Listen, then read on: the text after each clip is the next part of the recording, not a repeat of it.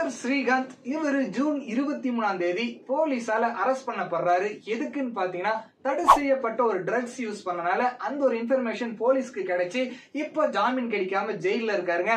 எப்படி இருந்தானா இப்படி ஆயிட்டேனே அப்படின்ற நிலைமையிலதான் இப்ப நம்ம ஸ்ரீகாந்த் இருக்காரு. இவரோட சினிமா கெரியர் எப்படி ஸ்டார்ட் ஆச்சு அப்படின்றதான் இந்த வீடியோல நான் உங்களுக்கு சொல்ல போறேன்.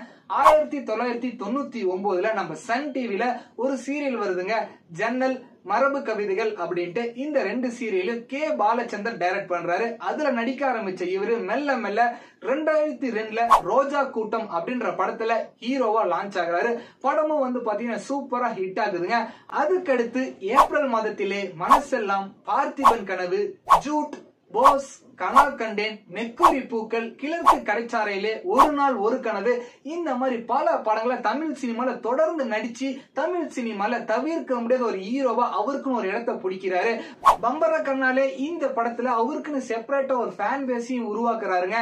இவரு தமிழ், தெலுங்கு, மலையாளம் இந்த 3 லாங்குவேஜையும் சேர்த்து 50க்கும் மேல படங்கள் நடிச்சிருக்காருங்க. சக்சஸ்ஃபுல்லா ஹீரோவும் இருந்தாரு, அதே நேரத்துல நிறைய ஃபெயிலியரையும் சந்திச்சிருக்காரு. 2002ல இவர் நடிச்ச மொத படம் ரோஜா கூட்டம். இந்த படத்துக்கு பெஸ்ட் நியூ ஆக்டர் அப்படின்ற அவார்டு வாங்குறாரு. 2003ல பார்த்திபன் கனவு இந்த படத்துக்கு Tamil Nadu state special film award win பண்றாரு. 2018ல தமிழ்நாடு ஸ்டேட் இருந்து கலைமாமணி அவார்ட் வின் பண்றாரு. இந்த மாதிரி நல்லா போயிட்டு இருந்த ஒரு லைஃப்ல திடீர்னு ஒரு படம் பிளாப் கொடுக்கிறாரு. அதுக்கடுத்து இன்னொரு படம் பிளாப் கொடுக்கிறாரு. தொடர்ந்து படங்கள் தோல்வி ஆகுதுங்க. பல தோல்வி படங்கள் தொடர்ந்து கொடுத்தாலுமே 2012ல பயங்கரமான கம்பேக் கொடுக்கிறாரு. நம்ம தளபதி விஜயோட சேர்ந்து ஒரு படம் பண்றாரு. டைரக்டர் சங்கர் இந்த படத்தை டைரக்ட் பண்றாரு. நண்பன் அப்படின்ற படங்க. இந்த படத்துல ஒரு சூப்பராகவே நடிச்சிருப்பார். ஒரு நல்ல கம்பேக்கா தமிழ் சினிமால இருந்தது.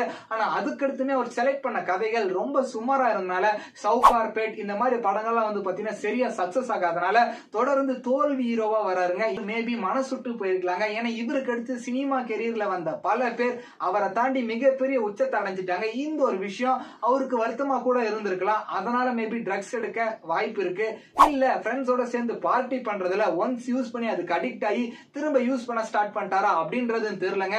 வாழ்க்கை அப்படின்னாவே நிறைய சக்சஸ் இருக்கும், அதுக்கேற்ற அளவுக்கு தோல்வியும் இருக்குங்க. நம்ம வாழ்க்கைய ஒரு மேடு பள்ளம் மாதிரி தான். சக்சஸையும் பார்க்கணும், தோல்வியும் பார்க்கணும். அதுக்கெல்லாம் மனசு விட்டுட்டு நம்ம இந்த மாதிரி ட்ரக்ஸ் யூஸ் பண்ணுமான்னு கேட்டீங்கன்னா கண்டிப்பா கிடையாதுங்க.